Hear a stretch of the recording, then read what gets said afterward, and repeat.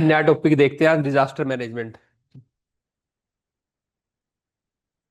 Test one है disaster का।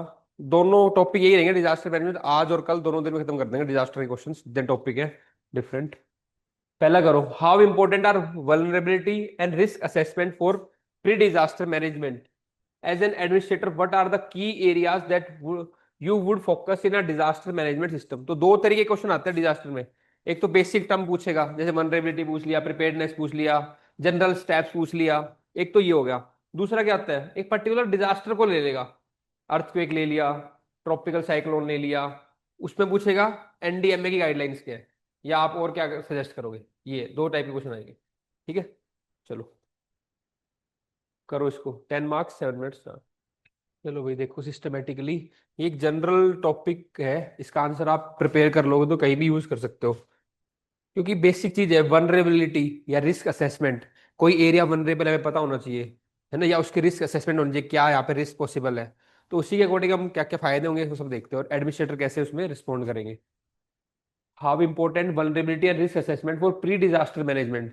तो जब भी कोई क्वेश्चन आता है तो आप इसमें एक पॉइंट भी लिख सकते हो कि भाई प्री डिजास्टर मैनेजमेंट करना जरूरी है, जिसमें वल्नरेबिलिटी देखो वहां की और रिस्क असेसमेंट देखो। तो इस क्वेश्चन से एक पॉइंट बन जाएगा आपका। Disaster management is a systematic approach process to mitigate. पहला तो कम ही करना है, ओवरऑल मिटिगेट करना है, प्रिपेयर करना है लोगों को, रिस्पॉन्ड करे अगर डिजास्टर आएगा उसके बाद, and recover from the natural and human made disaster. इसकी आप एक साइकिल बना सकते हो या पूरा डायग्राम बना सकते हो। मिटिगेशन होना चाहिए, रिकवर होना चाहिए, प्रिपेयर होना चाहिए, रिस्पॉन्ड और रिकवर।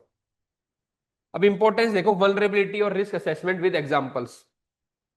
पहले आइडेंटिफाइंग हजार्ड प्रोन जोन्स। अब आपको पता चल गया कि भाई ये एरिया क्या है, यहाँ पे हजार्ड आ सकता है। उस पे आप जोनेशन के थ्रू कर सकते हो, अर्थक्वेक के जोन्स बन रहे हैं, सिस्मिक जोन बने हुए हैं, तो उससे आइडेंटिफिकेशन हो जाता है। माय हाँ, वो भी कर सकते हो। ठीक है, identifying hazard prone zone enable mapping of vulnerable areas.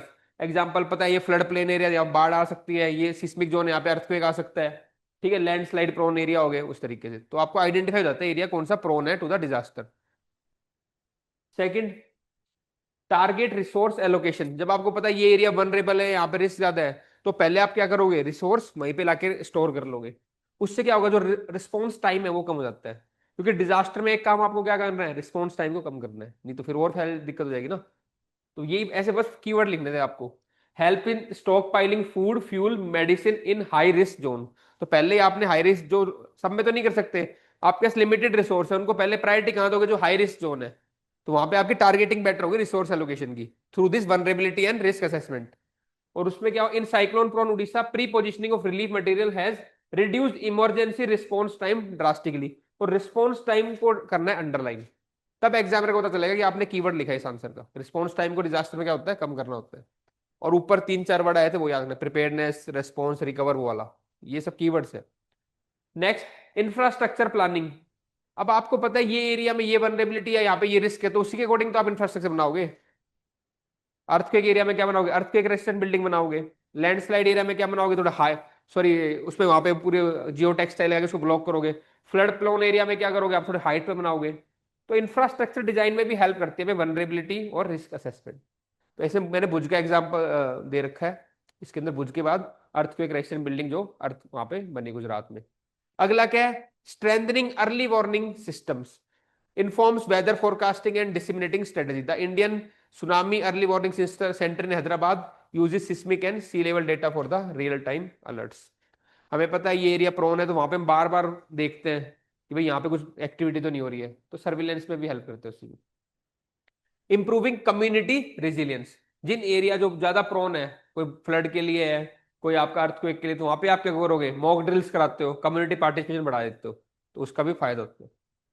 कस्टमाइजेस public awareness campaigns and drills depending upon the vulnerability, और क्या रिस्क है वहां पे, risk assessment.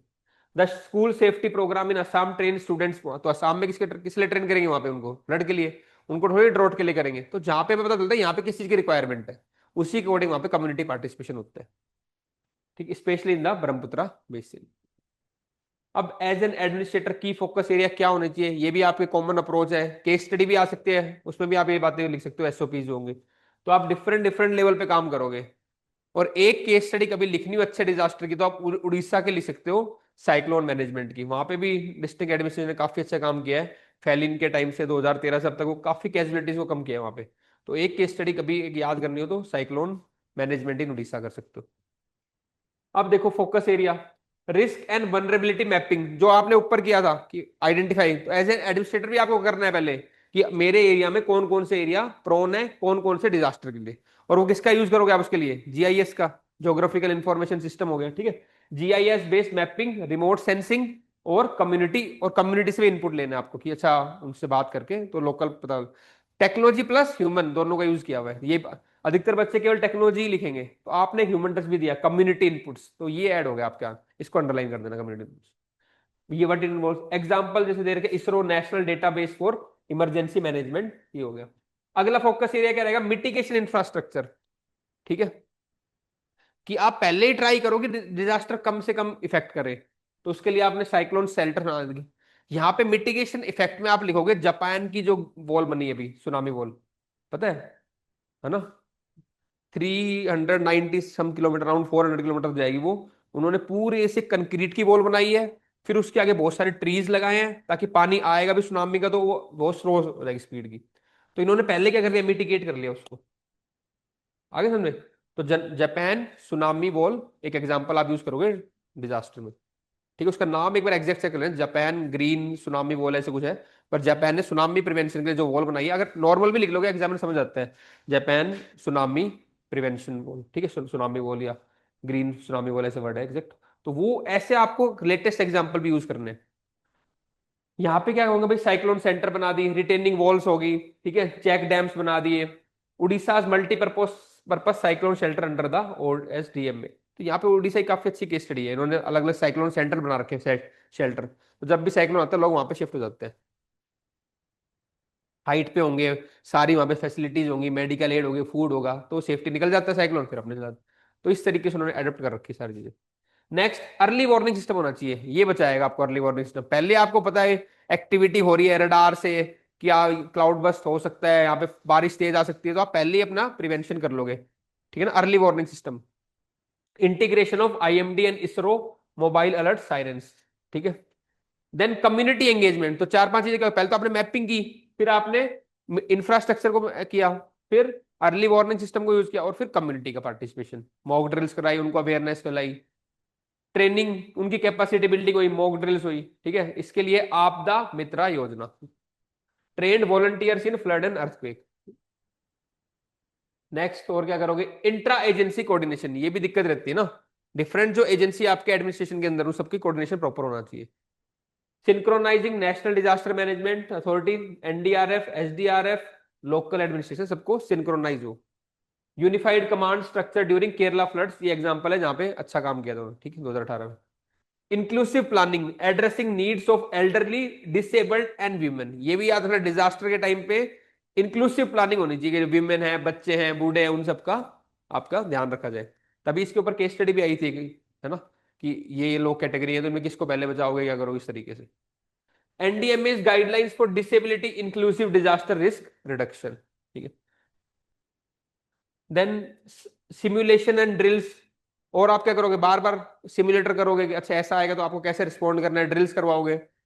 Periodic mock drills in the vulnerable zone, tsunami drills along the eastern coast line by INCOIS, तो INCOIS eastern coast पे बार बार tsunami drill कराते रहती है।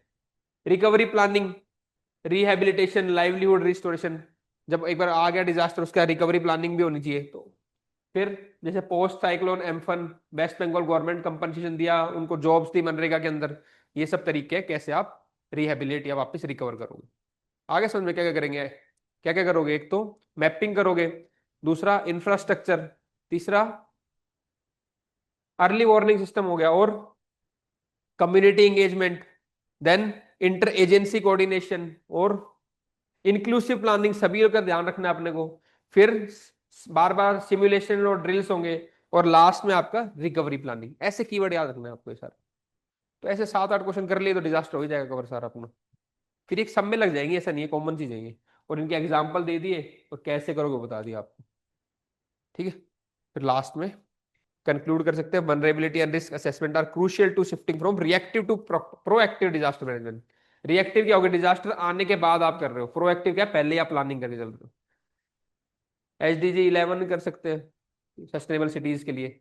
ठीक है, चलो नेक्स्ट क्वेश्चन नंबर 2।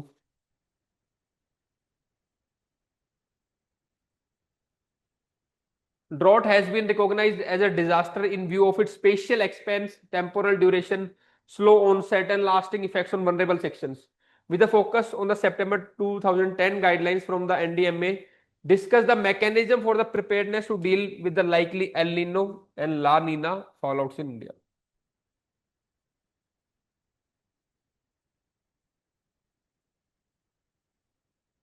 15 मार्क्स के हिसाब से कर लो, 11 मिनट। देखो भाई, पहले तो एल नीनो और ला नीना के बारे में थोड़ा बताओगे, है ना, कैसे क्या होता है उसके बारे में। फिर आप बताओगे these phenomena can significantly influence global weather patterns including rainfall distribution and temperature variations. तो एल नीनो ला नीना में दो चीज मेन होगी, है ना, टेम्परेचर और रेनफॉल वेरिएशन, वो आप स्टार्टिंग में बता दो। इसके कारण जो इम्पैक्ट पड़ेगा उसको मिटिगेट करना है, उसको हमें उससे अडॉप्ट करने के लिए जो एनडीएमए ने 2010 के प्लान के अंदर जो गाइडलाइंस सुधार की वो बतानी थी। अब देखो क्या क्या गाइडलाइंस है। पहले तो अर्ली वार्निंग सिस्टम होना चाहिए, है ना, पता चल जाए इस साल एलिनो आएगा, ला नीना आएगा, पहले ही अर्ली वार्निंग सिस्टम होना चाहिए। और वो कौन देगा? आईएमडी और इनकोइस। तो वो ऑर्गेनाइजेशन के नाम लिखने हैं आपको। IMD and INCOIS provide region specific, कि यहाँ पे ड्रॉट आ सकता है, यहाँ पे रेनफॉल ज्यादा हो सकती है, जो भी हिसाब से रीजन स्पेसिफिक वर्ड आएगा, region specific forecast for El Nino and La Nina impacts. Second, drought monitoring cell, है ना, या फिर अगर ला नहीं आ रहे तो फ्लड मैनेजमेंट सेल, दोनों का अलग अलग लिख सकते हैं, और ऐसे ही, ठीक है। State level cell monitor rainfall deviation and soil moisture using NDMA specified drought indices and triggers. क्योंकि आपको एनडीएमए की गाइडलाइंस लिखनी तो उसी के अकॉर्डिंग लिखोगे आप वर्ड, कि भाई यहाँ पे स्टेट लेवल सेल है वो रेनफॉल डेविएशन या सॉइल का मॉइस्चर चेक करती है, और किसके अकॉर्डिंग? जो एनडीएमए के इंडेक्सेस है उनके अकॉर्डिंग। तो वो वहां से पता चल जाएगा।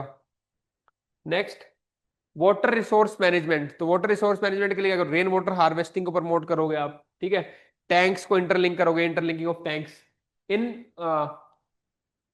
इन वनरेबल डिस्ट्रिक्ट्स में एज पर द 2010 प्लान। अब ये वापस लिखना जरूरी है, क्योंकि आपको बार बार पूछा गया क्वेश्चन के अंदर कि 2010 प्लान के अकॉर्डिंग लिखो। तो आप जो भी लाइन लिखो उसमें एक दो में लिख दो कि एस वाटर हार्वेस्टिंग तो सब जगह लिखा होता है, वाटर हार्वेस्टिंग हो गया, ठीक है, वाटर शेड डेवलपमेंट हो गया, in the vulnerable district as per 2010 plan.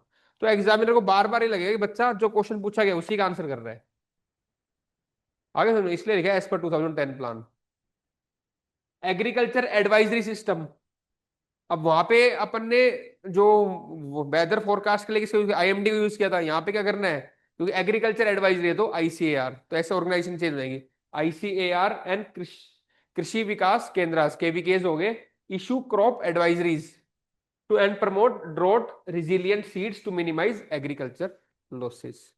तो वो जो केवीकेज है, जो आईसीआर है, वो कहेगा भाई इस साल ये आ सकता है, इस साल ये वाले बीज लगाओ। उस अगर ड्रॉट आ रहा होगा तो ड्रॉट रिजिलियंट सीड्स आपसे लगवाएंगे। उससे फिर आप उसी लाइन में इंपैक्ट लिख दो, टू मिनिमाइज एग्रीकल्चर लॉसेस, इससे एग्रीकल्चर लॉस कम होगा। तो ऐसे दो दो लाइन लिखने की जरूरत नहीं, एक ही लाइन लिख दो, टू उसी के साथ continue, to minimise agriculture loss, आपने इंपैक्ट बता दिया कि इससे क्या फायदा होगा। Then livelihood diversification. जब एग्रीकल्चर इन केस लॉस हो जाता है, पैसे नहीं होते लोगों के पास, तो उस टाइम क्या करना पड़ेगा? Livelihood diversification. और ये करवाते भी हैं, जैसे मनरेगा के थ्रू, स्किल ट्रेनिंग के थ्रू, है ना, MNREGA and skill building programme कहाँ पे? ड्रॉट प्रोन रीजन्स के अंदर, ये करना पड़ेगा।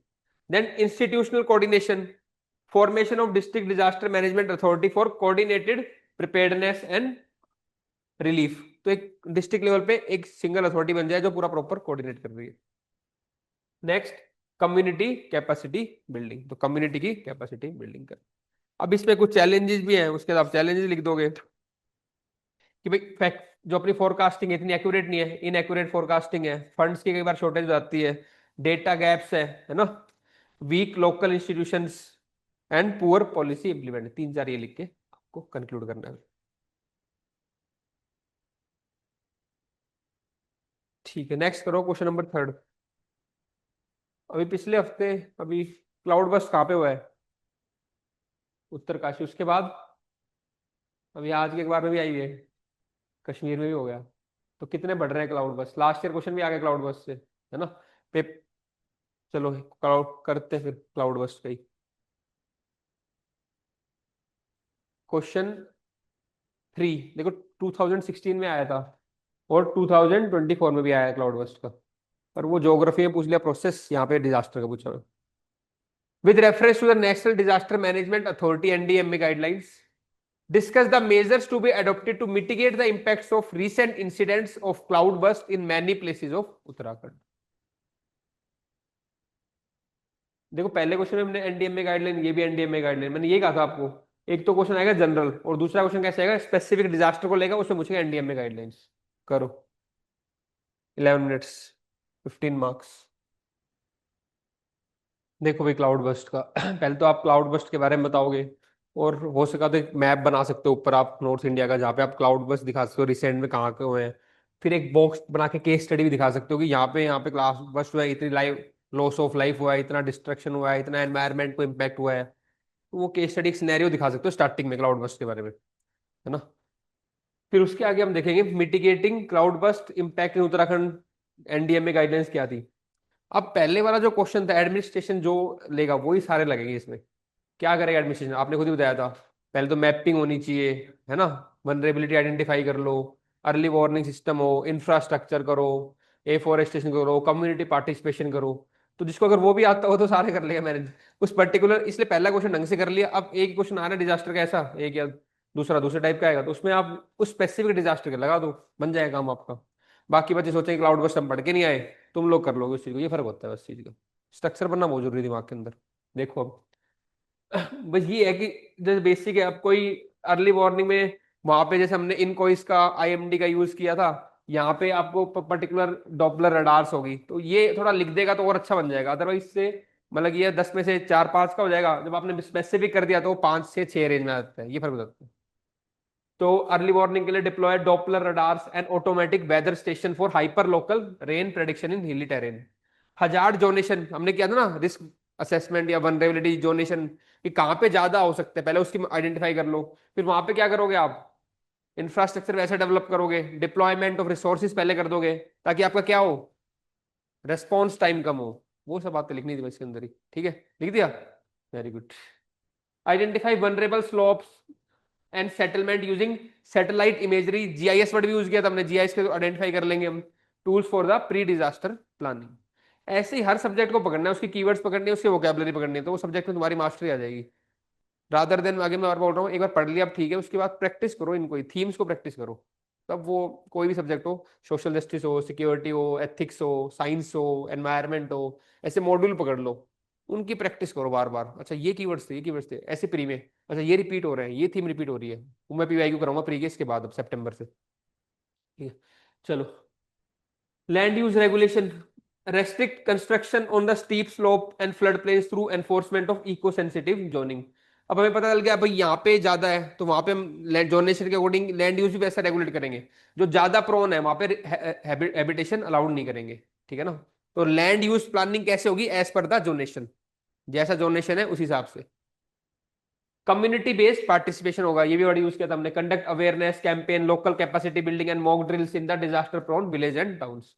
Strengthening infrastructure, promote climate resilient road design, ठीक है, drainage system and retrofitting of critical facilities in hilly area. तो इंफ्रास्ट्रक्चर भी ऐसा होना चाहिए झेल जाए, पानी आया एकदम से अगर इकट्ठा हो गया तो दिक्कत होगी, प्रॉपर ड्रेनेज सिस्टम होना चाहिए, ठीक है, तो वहां से क्लीन आउट हो जाएगा।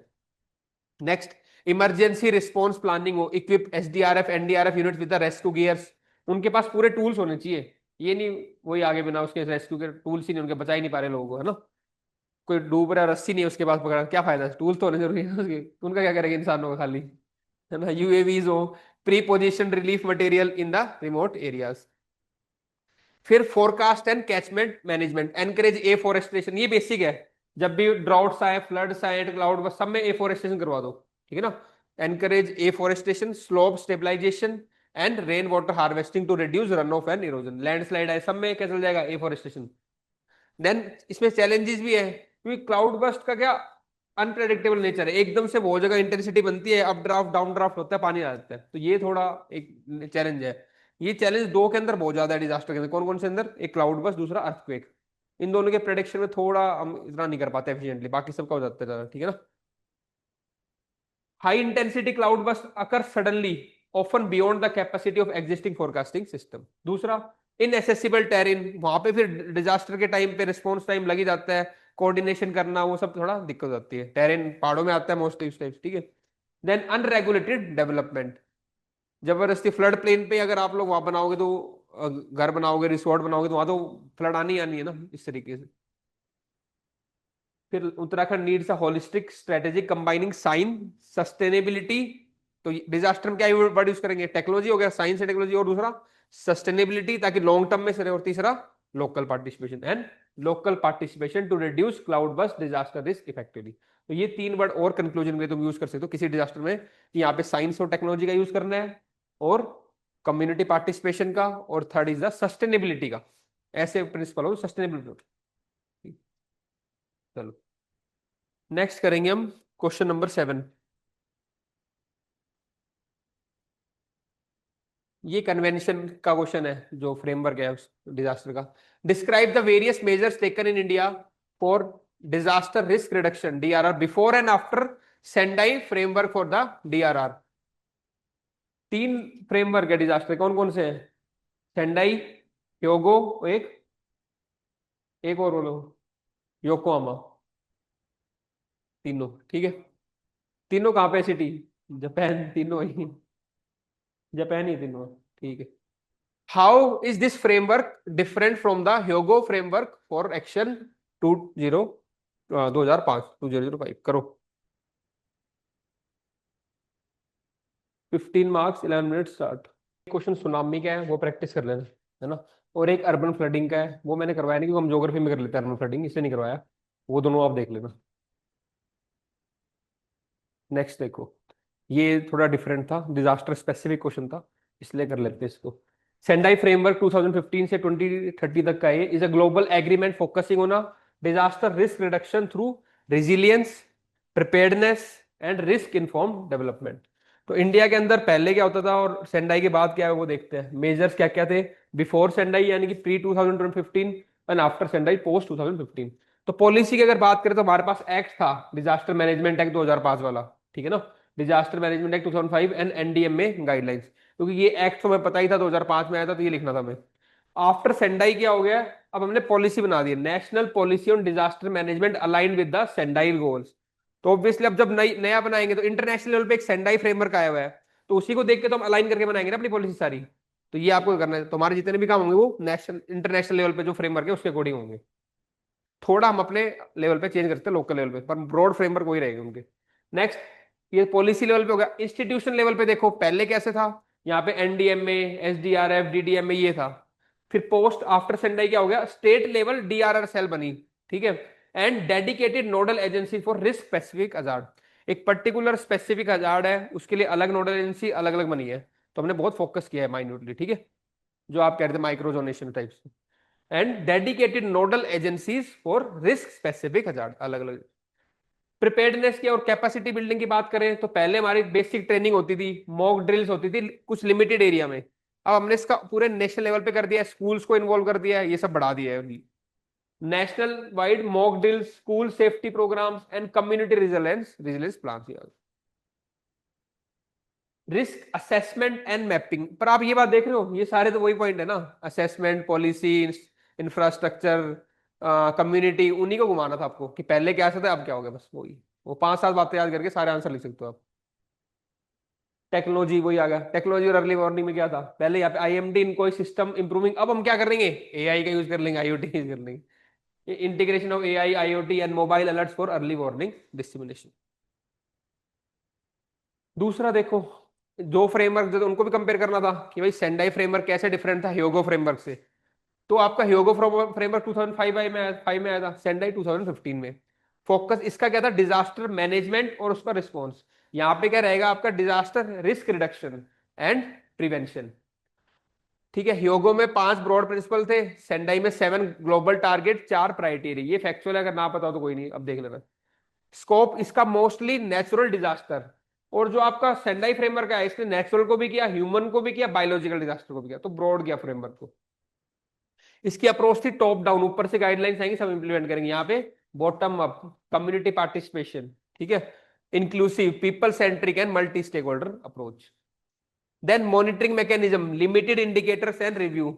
यहाँ पे हमने बहुत अलग अलग लेवल पे अलग अलग इंडिकेटर्स किए, defined indicators with the periodic goal global, इस तरीके से ये डिफरेंस था, ठीक है।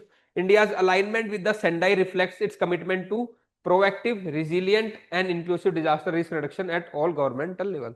तो हमने भी उनके अलाइन किया, तो ये शो कर रहे हैं हम भी प्रोएक्टिव है, हम भी डिजास्टर को रिड्यूस करना चाहते हैं, रिस्क को, ठीक है।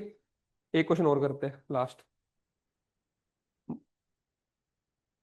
हम्म, मेरे को नहीं आइडिया, देखना पड़ेगा उसमें, देख। लास्ट करो क्वेश्चन नंबर 9। वनरेबिलिटी का हम कर चुके हैं फर्स्ट वाला, तो 9 करेंगे, 9 करेंगे। Discuss the recent measures initiated in the disaster management by the government of India departing from the earlier reactive approach। जो अभी किया था उसी से रिलेटेड है। एक सेकेंड, इसको फिर रहने देते हैं, कर लेते हैं, है ना। साइक उसको करते हैं, सुनामी का करते हैं। तोड़ नहीं रहा मैं, एक और कराऊंगा। अभी तो है एक तो, सुनामी का कर लो, डिफरेंट हो जाएगा थोड़ा। हाँ, ये वाला करते हैं, चलो। On December 2004, the tsunami brought havoc on 14 countries, including India. Discuss the factor responsible for the occurrence of tsunami and its effect on the life and economy. In the light of guidelines of NDMA 2010, describe the mechanisms for preparedness to reduce the risk during such event. तो tsunami का management करो। 15 marks, 11 minutes start। हो गया tsunami. पहले क्या होगा, tsunami is a series of waves caused by under water disturbance like earthquake impacting coastal lifes and infrastructure severely. पहले दो पॉइंट इजी है, फैक्टर्स क्या थे सुनामी के, वो सारे आप कर लोगे, क्या थे ना, ये तो ज्योग्राफी में करते हैं, और उसके क्या इफेक्ट्स पड़ेंगे, loss of life, livelihood description. Main बात है थर्ड जो पॉइंट हमें डिजास्टर की पॉइंट ऑफ व्यू दिखना था कि एनडीएमए की गाइडलाइंस क्या है, उसमें वही होंगी, forecasting, donation, community participation, infrastructure development, inter agency coordination. और क्या करेगा इंडिया में, ये करना है। ये उन्होंने कॉपी पेस्ट किया, तुम्हें कॉपी पेस्ट करना है। अब देख लेते हैं लेकिन क्या लग क्या होगा, ठीक है। NDMA 2010 guidelines mechanism for preparedness, early warning system, INCOIS issued real time alert through ocean buoys and seismic sensor. वो थोड़ा आप बना सकते हो, वॉइस जो होते हैं उसका दिखाना। कोस्टल जोन मैपिंग, यहाँ पे हाई रिस्क है, मीडियम रिस्क है, लो रिस्क है। हजार map classified into high, moderate and low risk zone. तो हाई रिस्क जोन में क्या होगा, बायो शेल्टर्स लगेंगे, है ना, हैबिटेशन नहीं होगी, ये सब होगा, बफर एरिया होगा। Then community awareness programme, mass education campaigns on evacuation routes and tsunami safety protocols, mock drills होंगी, ठीक है। Infrastructure resilience, construction norms for coastal buildings ensure elevation and strong foundation, foundation strong हो, elevation ऐसा बनाओ कि पानी नीचे से बह जाए या फिर ज्यादा इंपैक्ट ना करे, ऐसा डायरेक्शन एलिवेशन का। मॉक ड्रिल्स एंड ट्रेनिंग हो गया, ठीक है। Emergency communication system, SMS alerts हो, सायरेंस हो, mobile apps for last mile distribution of information. Integrated response framework, जितने भी ऑर्गेनाइजेशन में coordination, NDMA, SDRF, NDRF, Navy, and local authorities ensure. Tsunami preparedness must combine science, resilient infrastructure, and community participation. वही आएगा, technology आएगा, infrastructure आएगा। एक और डालना, आपने क्या देखा था, सस्टेनेबिलिटी बोर्ड है ना, वही 3-4 वर्ड से कंट्रोल। दो क्वेश्चन आ रहे डिजास्टर के, एक में वो लिख देना, एक में वो लिख देना, हो जाएगा मैनेज, ठीक है, ओके। कल एक बार और कर लेंगे, 2 बजे, 2:30 बजे, डिजास्टर का कंप्लीट हो जाएगा।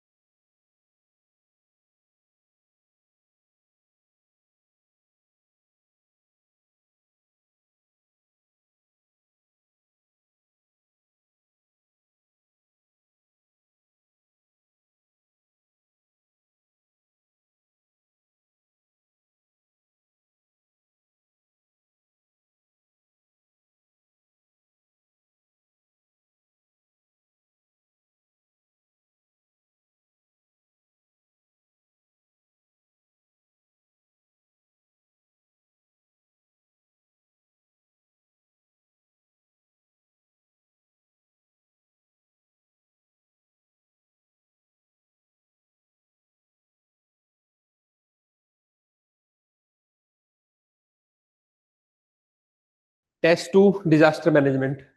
चलो, तो कल हमने वनरेबिलिटी कर लिया था, है ना, और सुनामी एक डिजास्टर किया था, ड्राउट्स किए थे, एल नीनो ला नीनो किया था। आज हम देखेंगे आपका अर्थक्वेक का। Question number 1, the frequency of earthquake appear to have increased in the Indian subcontinent, however India's preparedness for the mitigation their impacts has significant gap, discuss various aspects। 15 marks के हिसाब से करो। 11 मिनट स्टार्ट। अर्थक्वेक करो। जो कल मैंने तरीका बताया था लगभग सारी चीजें वापस लग जाएंगी आज, बस उसको प्रैक्टिस करो आज तुम, जो कल सीख के आए थे ना, वही पॉइंट्स आएंगे। चलो भाई देखो, अर्थक्वेक। अर्थक्वेक क्या होता है? They are the sudden ground tremors caused by the tectonic shift. Example, India Nepal border पे अर्थक्वेक आया था, 6.6 उसका मैग्नीट्यूड था, नवंबर, एक आपने एग्जांपल दे दिया। Why earthquakes are increasing in Indian subcontinent, क्यों हमारे यहाँ पे बढ़ रहे हैं? एक तो प्लेट मूवमेंट्स है, जो नदन प्लेट हमारी इंडियन को सब प्लेट नदन साइड मूव कर रही है, उसकी मूव। दूसरा क्या है, कुछ इंट्रा प्लेट भी है ना, कुछ सिस्मिक जोन से लातूर के वहां पे भुज में, तो इंट्रा प्लेट क्रैक्स या सिस्मिसिटी है। फिर कुछ रिजर्वॉयर इंड्यूस सिस्मिसिटी हो जाती है ना, माइनिंग के टाइम हो जाती है। तो ये सब आपको रीजन बताने पहले। Tectonic movement, Indian plate colliding with Eurasian plate causing Himalayan seismicity, बार्डिया institute 2021। Stress accumulation, long dormancy leads to sudden, धीरे धीरे धीरे स्ट्रेस एक्यूमुलेट होता है, फिर एकदम से निकलता है वो। High intensity quakes in the fault zones, intraplate seismicity जो है, peninsular India has active fault line Koyna में, लातूर में। देन इंड्यूस सिस्मिसिटी, रिजर्वायर और माइनिंग एक्टिविटी से जो सिस्मिसिटी होती है वो। Lack of earthquake resistant development, unregulated urban growth magnifies quake impact in the vulnerable regions. तो वनरेबल रीजन जहाँ पे वहां पे अगर आप ज्यादा डेवलपमेंट करोगे, ज्यादा ग्रोथ होगी, तो वहां पे जब भी अर्थक्वेक आएगा तो लॉस ज्यादा होगा। फिर इंडिया की प्रिपेयर्डनेस क्या है? हमने जोनिंग मैपिंग कर रखे हैं, जोन 1 2 ऐसे डिवाइड कर रखे हैं। Seismic zoning by BIS for infrastructure safety guidelines. NDMA की गाइडलाइंस है, कुछ पता है तो 3 4 लिख भी देना, है ना। बाकी इसमें बिल्डिंग कोड्स का दे रखा है, model building code for quake prone urban and rural areas. NCS national centre for seismology, इसमें नाम याद रख लो आप, एनडीएमए हो गया, बीआईएस के हो गया, एनसीएस हो गया, नेशनल सेंटर फॉर सिस्मोलॉजी। तो ये वर्ड्स आपके डिफरेंशिएट करेंगे अपने आंसर को, बाकी बच्चे जनरल लिखेंगे, आप इंस्टीट्यूट का नाम लिखोगे। किस लिए? Track seismic event in the real time, ये रियल टाइम देखती रहती है कितना सिस्मिसिटी इवेंट हो जाता है। मॉक ड्रिल्स करवाना, NDRF conduct awareness and response drills in high risk area. Public awareness campaign, ये सब हमने कल किए थे, क्या करना चाहिए। Earthquake safety education through schools and local body, ये एक मैप बना देना अर्थक्वेक प्रोन जोन का। फिर इसमें लिमिटेशंस और चैलेंजेस क्या है? एक तो वीक एनफोर्समेंट है, जो भी बिल्डिंग के कोड्स तो हमने दे दी, पर सब बनाते अपने हिसाब से ही है, कोई कोड थोड़ी फॉलो करते हैं वहां पे। सेकंड, पुअर रेट्रोफिटिंग, पुरानी बिल्डिंग्स है वो थोड़ा भी अगर ट्रेमर आएगा तो गिर जाएंगी वो। Most old buildings lack seismic strengthening and risk audits. Urban vulnerability ज्यादा है, बहुत dense population in the seismic zone increase potential damage. Insufficient technical staff, यानी कि ह्यूमन रिसोर्स ट्रेनिंग गैप है। Local bodies lack trained engineers for structural safety check. Delayed early warning, absence of national scale early earthquake alert system. India must invest in earthquake forecasting, resilient infrastructure and strict policy enforcement to minimize future seismic risk and casualties। Next करो question number 4, landslide. तो ऐसे आपके mostly cover हो जाएंगे disaster. Describe the various causes and effects of landslides.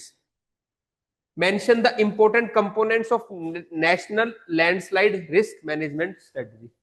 में जो word आना चाहिए, एक तो ग्रेविटी वर्ड आना चाहिए, एक स्लोप वर्ड आना चाहिए, ऐसे कुछ कीवर्ड्स होते हैं वो आने चाहिए उस डेफिनेशन में, ठीक है। Landslide is the sudden movement of the rock earth debris down a slope due to natural और एंथ्रोपोजेनिक फैक्टर्स, ठीक है ना। और इसमें ग्रेविटी वर्ड भी ऐड कर सकते थे, एक मास मूवमेंट वर्ड यार, ये इसके कीवर्ड्स है जो उसकी डेफिनेशन में आपको डालने चाहिए। कॉजेज अलग अलग ज्योग्राफी में सकर, हैवी रेन के कारण हो जाता है, ठीक है। Earthquake, deforestation, unplanned construction, mining and quarrying. इसमें और लेवल क्या बढ़ा सकते हो, एग्जांपल दे सकते हो कि यहाँ पे रेनफॉल के कारण हुआ था, यहाँ पे माइनिंग क्वेरिंग के कारण हुआ था, तो जो एग्जांपल ऐड कर दोगे तो और एनरिच हो जाएगा आंसर। फिर इफेक्ट्स क्या पड़ते हैं? Loss of life, disruption of transport, economic losses होंगे, एग्रीकल्चर, टूरिज्म, इन सब पे, ठीक है। एनवायरमेंट डिग्रेड होता है, मेंटल ट्रॉमा होता है, survivors face anxiety, displacement and long term psychological stress.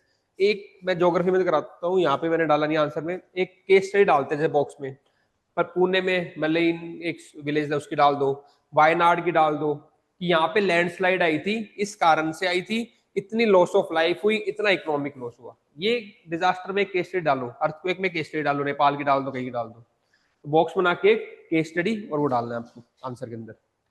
फिर हम ये देखेंगे national landslide risk management strategy क्या है। ये क्वेश्चन जो थर्ड पार्ट था, दो पार्ट हमने कर लिए। Launched by NDMA, the strategy provide a comprehensive roadmap for reducing landslide risk through hazard mapping, early warning, capacity building, mitigating planning in vulnerability hill and mountain.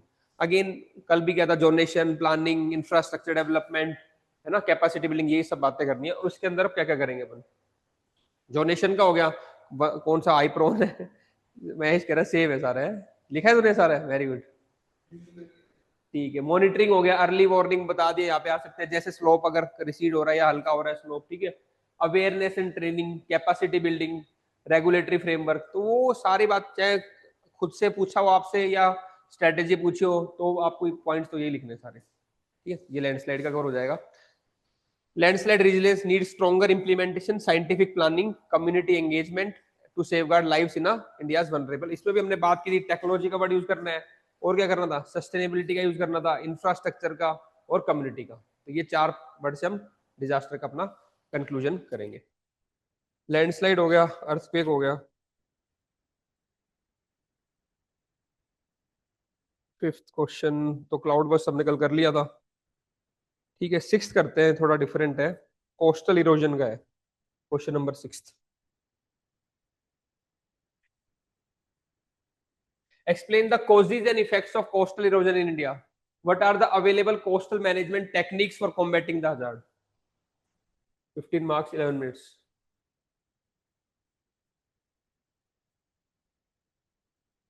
देखो question number 6, पहले coastal erosion का बताओ।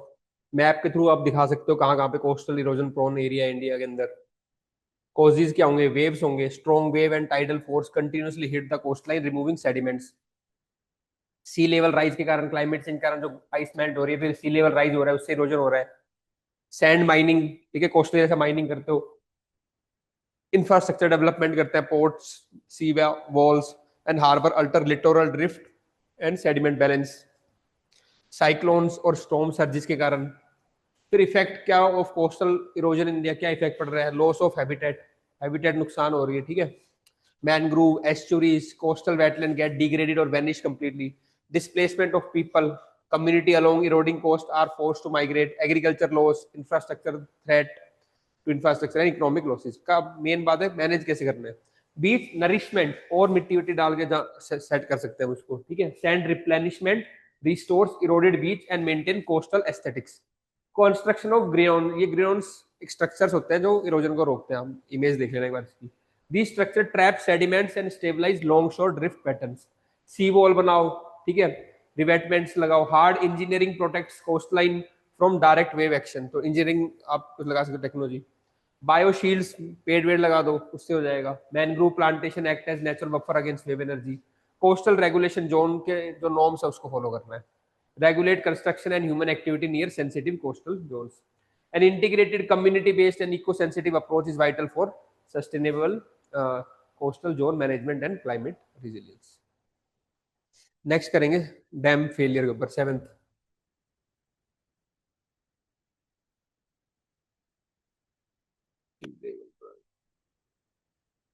Dam failures are always catastrophic, especially on the downstream side, resulting in the colossal loss of life and property. Analyze the various causes of dam failure. Give two examples of large dam failures. 10 marks. देखो भाई, dam failure के causes क्या है। पहले तो structural defects हो सकते हैं, डैम के जो स्ट्रक्चर के अंदर डिफेक्ट हो सकते हैं। डिजाइन फ्लॉज और कंस्ट्रक्शन एरर, ठीक है, compromise the dam stability over the time. Construction के टाइम पे ढंग से डिजाइन ना किया हो या मटेरियल पुअर क्वालिटी का यूज हो तो स्ट्रक्चरल डिफेक्ट हो गया। फाउंडेशनल वीकनेस हो सकती है ना। पुअर जियोलॉजिकल कंडीशन, उसके नीचे वाली स्टेबिलिटी ना हो फाउंडेशन पे, तो वो poor geological condition lead to dam base instability and collapse. Excessive rainfall, कई बार बहुत ज्यादा रेनफॉल हो जाती है तो बांध उस पानी को रोक नहीं पाता है, ओवर टॉपिंग हो जाती है, उसके ऊपर से पानी बह जाता है। Flooding, overtopping due to extreme rainfall exceeds dam holding capacity. Fourth, poor maintenance, routine maintenance नहीं करते हम, है ना। Seismic tremors destabilise dam structure causing cracks और ब्रीचेस, ठीक है। प्रिवेंशन मेजर क्या करेंगे, अब देखो रेगुलर सेफ्टी ऑडिट होने चाहिए बार बार, है ना। एक और प्रोग्राम आया था गवर्नमेंट, क्या था, ड्रिप्स था शायद, डैम रिहेबिलिटेशन वाला, तो ड्रिप्स देख लेना, एक डाल देना, ठीक है। रेगुलर सेफ्टी ऑडिट होनी चाहिए, periodic inspection help identify vulnerability and ensure timely intervention. Flood forecasting system हमारा होना चाहिए एक्यूरेट, कब फ्लड आ सकती है उस टाइम डैम को पहले खाली कर लो। Early warning mechanism prevent overtopping during heavy rainfall. Seismic design standards जो उसको मीट करे, ताकि अगर हल्के से ट्रैमर्स भी आए तो डैम उसको झेल जाए। Adopting earthquake resistant design strengthen dam resilience. Emergency action plan होने चाहिए, इन केस फ्लड आ जाती है तो लोगों को पता होना चाहिए क्या एसओपीज फॉलो करने हैं उनको। प्रिपेयर्डनेस प्रोटोकॉल्स, ये अगेन एक कीवर्ड और मिल गया आपको, प्रिपेयर्डनेस प्रोटोकॉल्स। तो ये हर एक में डाल दो कि सबको पहले पता होना चाहिए क्या प्रोटोकॉल फॉलो करना है इन केस ऑफ डिजास्टर आता है। तो डैम के में डैम का, लैंडस्लाइड में लैंडस्लाइड का, क्लाउड बर्स्ट में क्लाउड बर्स्ट का, सब में डाल दो। एक तो मॉक ड्रिल हो गया था, एक लिख दो प्रिपेयर्डनेस प्रोटोकॉल्स, ये सब में आ जाए, कॉमन पॉइंट है। Reduce casualties during dam related disaster, उनको पहले पता होगा किस तरफ जाना है, क्या करना है, वो सारा वैल्यू। एक हमने पहले कल क्या किया था,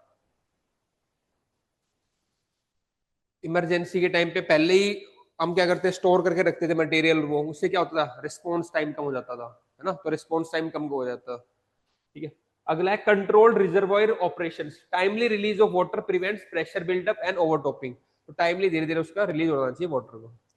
अब दो एग्जांपल पूछे हुए थे, एक इंडिया का दे दो, एक इंटरनेशनल दे दो, ठीक है। मच्चू डैम का दे दिया गुजरात में, और कछवो का डैम दे दिया आपका यूक्रेन का एग्जांपल, ठीक है। ये दो एग्जांपल, इनसे कितनी कैजुअलिटीज हुई, क्या रीजन थे, वो सारे आप दो एग्जांपल दे सकते हो डैम फेलियर का।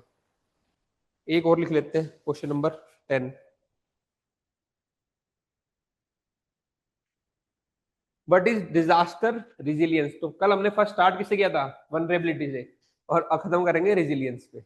वनरेबिलिटी से पता चल रहा है कहाँ पे कमी है, रिजिलियंस मतलब कैसे झेल पा रहे हैं। तो प्रॉब्लम से स्टार्ट किया, सॉल्यूशन पे कंट्रोल कंक्लूड करेंगे, ठीक है। What is disaster resilience, how is it different determined, describe various elements of resilience framework, also mention the global targets of the Sendai framework for the disaster risk reduction 2015 से 2030, 15 marks, 2024 का question है, पिछले साल का ही।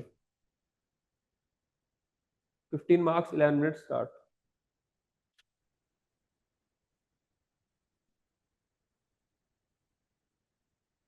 PYQ से आप ऐसे लगा सकते हो अंदाजा, जैसे कल पहला क्वेश्चन में पढ़ा था वनरेबिलिटी, तो आपको पता होनी चाहिए कौन कौन सी टर्म यूज हो सकती है।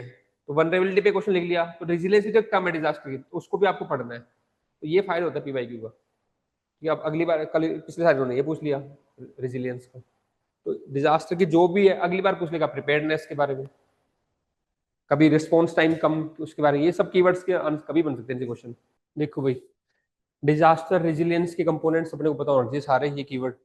Disaster resilience refers to the ability of individuals, individuals की, कम्युनिटी और institution and systems to prepare for, ठीक है। एक तो दो तीन चीजें होंगी, जो डिजास्टर आया उसके लिए आप प्रिपेयर्ड भी हो, प्रिपेयर फॉर, और उसको झेल भी जाओ, विद स्टैंड भी करके, क्योंकि आप ऑलरेडी प्रिपेयर थे उसके लिए, कैपेसिटी बिल्डिंग आपकी ठीक थी। तो किन किन की एबिलिटी है, इंडिविजुअल की, कम्युनिटी की और इंस्टीट्यूशन की, and systems to prepare for, prepare करना एक तो, withstand, adapt to and recover. तो आप प्रिपेयर भी कर रहे हो रेजिलियंस के अंदर, विद स्टैंड भी करके, एडप्ट भी करके, और बाद में रिकवर भी करके, ये सारा पार्ट आएगा रेजिलियंस के अंदर। रेजिलियंस मतलब ये ना, आप डिजास्टर आप उसको झेल गए, कैसे झेल पाओगे, प्रिपेयर हो गए तभी झेल पाओगे, और विद स्टैंड कर पाओगे, आया आपने उसको, मतलब कि रेजिलियंस से कर लिया, ठीक है, एडप्ट कर लिया उसमें, और रिकवर कर लिया। ये सब चार कंपोनेंट याद रखने थे आपको। अब कैसे, how is disaster resilience determined, it is assessed through the factors like risk awareness. तो कैसे आप झेल पाओगे या कैसे रेजिलियंट रह पाओगे, आपको पता होना चाहिए ना, यहाँ पे आ सकता है, इस लेवल का आ सकता है, रिस्क अवेयरनेस होनी चाहिए। इमरजेंसी प्रिपेयर्डनेस, एकदम से डिजास्टर आ गया, प्रिपेयर्डनेस कैसे। देन इंफ्रास्ट्रक्चर रोबोस्टनेस, है ना, कि इंफ्रास्ट्रक्चर भी आपका कोलैप्स नहीं हो रहा है। इंस्टीट्यूशनल कोऑर्डिनेशन, आपस में इंस्टीट्यूशनल कोऑर्डिनेशन हो, मतलब वो सारी चीजें लगानी है यहाँ पे आपको, जो कि डिजास्टर के टाइम पे जो हमें रिक्वायर्ड होती है, ताकि हमारे क्या हो, कैजुअलिटी सब कम से कम हो। फिर कोऑर्डिनेशन हो, अर्ली वार्निंग सिस्टम हो, and community capacity to recover and reduce future vulnerabilities post disaster, और पोस्ट डिजास्टर में हम उसको प्रॉपर रिकवर कर पाए। अगर ये सारी चीजें होंगी तो हम क्या होगा, प्रिपेयर्ड, रिजिलियंट, जो कम्युनिटी है they are resilient to disaster. अब क्या क्या होंगे एलिमेंट्स ऑफ रेजिलियंस फ्रेमवर्क, एक अगेन वो सारे आएंगे, early identification, zoning, infrastructure, community, वो सब यही सारे होंगे। ठीक है। Risk identification and assessment, understanding hazards, vulnerabilities and exposure is the first step towards effective disaster resilience. पता होना चाहिए कहां पे आ सकता है, किस लेवल का आ सकता है, अंडरस्टैंड करना है डिजास्टर को। सेकंड होएगा कम्युनिटी, अगर पता है डिजास्टर आगे, कम्युनिटी कैपेसिटी बिल्डिंग होनी चाहिए। Training, education, local engagement, empower communities to manage risk and reduce impacts. तो पहला वर्ड क्या था, अंडरस्टैंडिंग द डिजास्टर, ये वर्ड याद रखना, अंडरस्टैंडिंग द डिजास्टर, समझना है कैसे है। ठीक है। दूसरा है कम्युनिटी कैपेसिटी बिल्डिंग। थर्ड क्या है, infrastructure and ecosystem resilience, building disaster proof infrastructure and protecting ecosystem reduce both immediate and long term vulnerabilities. Fourth is early warning and communication system. Fifth क्या है आपका, इंस्टीट्यूशनल पॉलिसी इंटीग्रेशन, आपस में coordination अच्छा होना चाहिए। नेक्स्ट सेंडाई फ्रेमवर्क के, Sendai framework is a global agreement aim to reducing disaster risk and loss of life in livelihood and assets. तो सेंडाई फ्रेमवर्क के ग्लोबल टारगेट्स क्या है, पहला रिड्यूस करेगा किसको, डिजास्टर रिलेटेड डेथ्स को, disaster reduce disaster mortality, substantially decrease global disaster related deaths by enhancing preparedness and timely response. Resilience हम क्यों बढ़ा रहे हैं, समझो ना, डेथ कम करने के लिए, इंफ्रास्ट्रक्चर लॉस कम करने के लिए, अब प्रिपेयर्ड रखने के लिए अपने आप को, ये सब आएगा। रिड्यूस अफेक्टेड पीपल, कम से कम लोग अफेक्टेड हो डिजास्टर से। Lower the number of disaster impacted individuals through risk reduction and resilience strategies. Reduce economic loss भी कम हो, minimise direct economic loss in relation to GDP from disaster across the globe. Reduce infrastructure damage, increase DRR, ठीक है, disaster risk reduction जो strategy उनको हम बढ़ाएं। Enhance international cooperation, boost global support for developing countries through financial, technological and capacity building assistance. And last is improve early warning system. ये सब हम ये करना है रेजिलियंस के अंदर। ठीक है। Increase availability and access to multi hazard early warning and disaster risk information. Strengthening resilience requires integrating risk reduction in the development. तो यहाँ पे एक वर्ड आपके पास क्या है, DRR, डिजास्टर रिस्क रिडक्शन। तो जब जब कम्युनिटीज रेजिलियंट होंगी तो वहां पे क्या वर्ड लगाना है, उनका डिजास्टर से जो रिस्क होगा वो रिड्यूस होगा, डिजास्टर रिस्क रिडक्शन। तो इस क्वेश्चन में ये DRR वर्ड जरूर आना चाहिए, डिजास्टर रिस्क रिडक्शन। ठीक है। तो डिजास्टर भी खत्म हो गया। अब पेपर 3 के दो टॉपिक बचे हैं, एनवायरमेंट और science and tech. Science and tech mostly current based, जो उस साल करंट आता है उससे होता है, वो हम बाद में देखेंगे। कल से हम स्टार्ट करेंगे एनवायरमेंट। तो एनवायरमेंट के जो टेस्ट 1 और 2 है, दोनों पढ़ के आना। टेस्ट 1 के टॉपिक है क्लाइमेट चेंज, टेस्ट 2 के टॉपिक है बायोडाइवर्सिटी एंड लॉस।